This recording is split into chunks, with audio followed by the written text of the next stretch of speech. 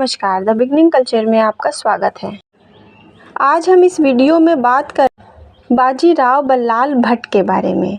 पेशवा बाजीराव का जन्म 18 अगस्त सन 1700 को एक भट्ट परिवार में पिता बालाजी विश्वनाथ और माता राधाबाई के घर में हुआ था। उनके पिताजी छत्रपति शाहू के प्रथम पेशवा थे। बाजीराव का एक छोटा भाई भी था, चिमांजी अप्पा। बाजीराव अपने पिताजी के साथ हमेशा सैन्य अभियानों में जाया करते थे। पेशवा बाजीराव की पहली पत्नी का नाम काशीबाई था, जिसके 3 पुत्र थे। बालाजी बाजीराव, रघुनाथ राव, जिसकी बचपन में भी मृत्यु हो गई थी। पेशवा बाजीराव की दूसरी पत्नी का नाम था मस्तानी, जो छत्रसाल के राजा की बेटी थी। बाजीराव उनसे बहुत अधिक प्रेम करते थे और उनके लिए पुणे के पास एक महल भी बाजीराव ने बनवाया, जिसका नाम उन्होंने मस्तानी महल रखा। सन 1734 में बाजीराव और मस्तानी का एक पुत्र हुआ, जिसका नाम कृष्णाराव रखा गया था। पेशवा बाजीराव, जिन्हें बाजीराव प्रथम भी कहा जाता है, मराठा साम्राज्य के एक महान पेशवा थे। पेशवा का अर्थ होता है प्रधानमंत्री। वे मराठा छत्रपति राजा शाहू के चौथे प्रधानमंत्री थे। बाजीराव ने अपना प्रधानमंत्री का पद सन 1720 से अपनी मृत्यु तक संभाला। उनको बाजीराव भल्लाल भट्ट और थोरल बाजीराव के नाम से भी जाना जाता है। इतिहास के अनुसार बाजीराव घुड़सवारी करते हुए लड़ने में सबसे माहिर थे और ये माना जाता है कि उनसे अच्छा घुड़सवार सैनिक भारत में आज तक देखा नहीं गया। उनके 4 घोड़े थे, नीला, गंगा, सारंगा और औलख। उनकी देखभाल वे स्वयं करते थे। बाजीराव 6 फुट ऊंचे थे, उनके हाथ भी लंबे थे। बलिष्ठ, तेजस्वी, कांतिवान, तांबई रंग की त्वचा उनके व्यक्तित्व में 4 चांद लगाती थी। न्यायप्रिय बाजीराव को सफ़ेद या हल्के रंग के वस्त्र पसंद थे। पूरी सेना को वे सख्त अनुशासन में रखते थे। अपने भाषण से वे सेना के जोश भर देते थे।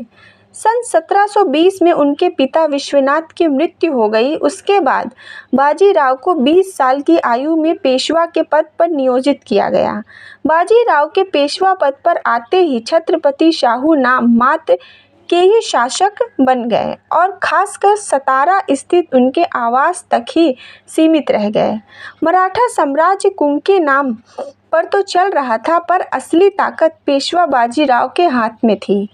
महाराणा प्रताप और शिवाजी के बाद बाजीराव पेशवा का ही नाम आता है, जिन्होंने मुगलों से लंबे समय तक लोहा लिया।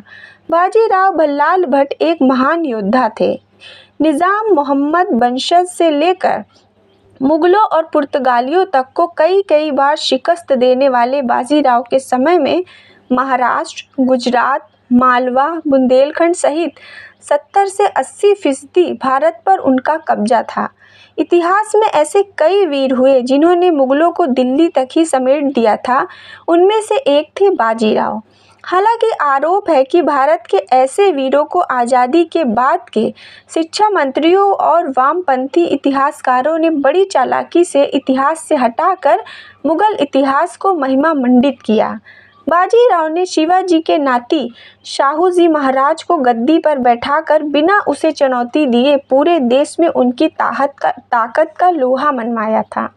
देश में पहली बार हिंदू पद पातशाही का सिद्धांत भी बाजीराव प्रथम ने दिया था। हालांकि जनता किसी भी धर्म को मानती हो, उसके साथ वो न्याय करते थे। उनकी अपनी फौज में कई अहम पदों पर मुस्लिम सिपह सलार थे, जो युद्ध से पहले हर हर महादेव का नारा भी नहीं लगाते भूलते थे। अटक से कटक तक केसरिया लहराने का और हिंदू स्वराज लाने का सपना जो छत्रपति शिवाजी महाराज ने देखा था, उसे काफ़ी हद तक पेशवा बाजीराव ने पूरा किया। होलकर, सिंधिया, पवार, शिंदे, गायकवाड़ जैसी ताकतें जो बाद में अस्तित्व में आई, वे सब पेशवा बाजीराव भल्लाल भट्ट की देन थी। ग्वालियर, इंदौर, पूना और बड़ौदा जैसी ताकतवर रियासतें बाजीराव के चलते ही अस्तित्व में आई। बुंदेलखंड की रियासत बाजीराव के दम पर जिंदा थी। छत्रसाल की मौत के बाद उनका 1/3 हिस्सा भी बाजीराव को मिला।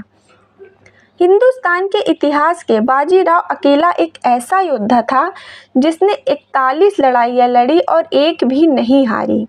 वर्ल्ड वॉर सेकेंड में ब्रिटिश आर्मी के कमांडर रहे मशहूर सेनापति जनरल मॉन्टगोमरी ने भी अपनी किताब हिस्ट्री ऑफ वॉरफेयर में बाजीराव की बिजली की गति से तेज आक्रमण शैली की जमकर तारीफ की और लिखा है कि बाजीराव कभी हारा नहीं। आज वो किताब ब्रिटेन में डिफेंस स्टडीज़ के कोर्स में पढ़ाई जाती है। बाद में यही आक्रमण शैली सेकेंड वर्ल्ड वॉर में अपनाई गई, जिसे ब्लिट्ज़क्रिग बोला गया। अमेरिका सेना ने उनकी पालखेड़ की लड़ाई का एक मॉडल ही बनाकर रखा है, जिस पर सैनिकों को युद्ध तकनीक का प्रशिक्षण दिया जाता है। बाजीराव का युद्ध रिकॉर्ड छत्रपति शिवाजी और महाराणा प्रताप से भी अच्छा माना जाता है। नर्मदा पार सेना ले जाने वाला और 400 वर्ष की यवनी सत्ता को दिल्ली में जाकर ललकारने वाला बाजीराव पहला मराठा था। पेशवा बाजीराव 4 जनवरी 1721 में निज़ाम उल मुल्क असफ जह प्रथम से मिले और अपने विवादों को एक समझौते के तौर पर सुलझाया, पर तब भी निज़ाम नहीं माना और मराठों के अधिकार के खिलाफ डेक्कन से कर वसूलने लगा। सन 1722 में निज़ाम को मुग़ल शासन का वज़ीर बना दिया गया, परंतु सन 1723 में सम्राट मोहम्मद शाह ने निज़ाम को डेक्कन से अवध भेज दिया। निज़ाम ने वज़ीर का पद छोड़ दिया और वो दोबारा डेक्कन चला गया। 1725 में निज़ाम ने मराठा कर अधिकारियों को खदेड़ने का प्रयास किया और वह इस प्रयास में सफल हुआ। इसके एवज में 27 अगस्त सन 1727 में बाजीराव ने निज़ाम के खिलाफ मोर्चा शुरू किया और उन्होंने जालना, बुरहानपुर और खानदेश सहित निज़ाम के कई राज्यों पर कब्जा कर लिया। 28 फरवरी 1728 में बाजीराव और निज़ाम की सेना के बीच एक युद्ध हुआ, जिसे पलखेत की लड़ाई कहा जाता है। इस लड़ाई में निज़ाम की हार हुई, उस पर मजबूरन शांति बनाए रखने के लिए दबाव डाला गया। बाजीराव ने सन 1723 में दक्षिण मालवा की ओर एक अभियान शुरू किया, जिसमें मराठा के प्रमुख राणोजी शिंदे, मल्हार राव होलकर, उदाजीराव पवार, तुकोजीराव पवार और जीवाजीराव पवार ने सफलतापूर्वक चौथ वसूला। अक्टूबर 1728 में बाजीराव ने एक विशाल सेना अपने छोटे भाई चिमांजी अप्पा के नेतृत्व में भेजा, जिसके कुछ प्रमुख थे शिंदे, होलकर और पवार। 29 नवंबर 1728 को चिमनांजी की सेना ने मुगलों को झकझोर कर हरा दिया। बुंदेलखंड के महाराजा छत्रसाल ने मुगलों के खिलाफ विद्रोह छेड़ दिया था, जिसके कारण दिसंबर 1728 में मुगलों ने मोहम्मद खान बंगश के नेतृत्व में बुंदेलखंड पर आक्रमण कर दिया और महाराजा के परिवार के लोगों को बंधक बना दिया। छत्रसाल राजा के बार बार बाजीराव से मदद मांगने पर मार्च सन 1729 को बाजीराव ने उत्तर दिया और अपनी ताकत से महाराजा छत्रसाल को उनका सम्मान वापस दिला दिया। महाराजा छत्रसाल ने बाजीराव को बहुत बड़ी जागीर सौंपी और अपनी बेटी मस्तानी और बाजीराव का विवाह भी करवाया। साथ ही महाराजा छत्रसाल ने अपनी मृत्यु सन 1731 के पहले अपने कुछ मुख्य राज भी मराठाओं को सौंप दिए। उन्होंने 12 नवंबर 1736 को पुणे से दिल्ली मार्च शुरू किया। मुगल बादशाह ने आगरा के गवर्नर सादात खां को उनसे निपटने का जिम्मा सौंपा। मल्हार राव होलकर और पिलाजी जाधव की सेनाएं यमुना पार करके दोआब में आ गई। मराठों के खौफ में था सादात खां, उसने 1.5 लाख की सेना जुटा ली। मराठों के पास तो कभी भी एक मोर्चे पर इतनी सेना नहीं रही थी, लेकिन उनकी रणनीति के चलते मल्हार राव होलकर ने रणनीति के अनुसार मैदान छोड़ दिया। सादात खां ने इसे मराठों का डर न समझा और उसे डींगे मारते हुए अपनी जीत का सारा विवरण मुगल बादशाह को पहुंचा दिया और खुद सेना लेकर मथुरा की तरफ चला गया। बस उसी वक्त बाजीराव ने सादात खां और मुगल दरबार को सबक सिखाने की सोची। उस वक्त देश को कोई भी ऐसी ताकत नहीं थी जो सीधे दिल्ली पर आक्रमण करने का ख्वाब भी दिल में ला सके। मुगलों का और खासकर दिल्ली दरबार का खौफ सबके सिर चढ़कर बोलता था। लेकिन बाजीराव को पता था कि ये खौफ तभी हटेगा जब दिल्ली पर हमला होगा। सारी मुगल सेना आगरा मथुरा में अटक गई और बाजीराव दिल्ली तक चढ़ आया। आज जहां ताल कटोरा स्टेडियम है, वहां बाजीराव ने डेरा डाल दिया। 10 दिन की दूरी बाजीराव ने केवल 500 घोड़ों के साथ 48 घंटे में पूरी की, बिना रुके बिना थके। देश के इतिहास में ये अब तक दूसरा आक्रमण ही सबसे तेज माने गए हैं। एक अकबर का फतेहपुर से गुजरात के विद्रोह को दबाने के लिए 9 दिन के अंदर वापस गुजरात जाकर हमला करना और दूसरा बाजीराव का दिल्ली पर हमला। बाजीराव ने ताल कटोरा में अपनी सेना का कैंप डाल दिया। केवल 500 घोड़े थे उनके पास। मुगल बादशाह मोहम्मद शाह रंगीला बाजीराव को लाल किले के इतना करीब देखकर घबरा गया। उसने खुद को लाल किले के अंदर सुरक्षित इलाके में कैद कर लिया और मीर हसन कोका की अगुवाई में 8 से 10 हज़ार सैनिकों की टोली बाजीराव से निपटने के लिए भेजी। बाजीराव के 500 लड़ाकों ने उस सेना को बुरी तरह शिकस्त दी। ये 28 मार्च 1737 का दिन था, मराठा ताकत के लिए सबसे बड़ा दिन। इतना आसान था बाजीराव के लिए लाल किले में घुसकर दिल्ली पर कब्जा कर लेना, लेकिन बाजीराव की जान तो पुणे में बसती थी, महाराष्ट्र में बसती थी।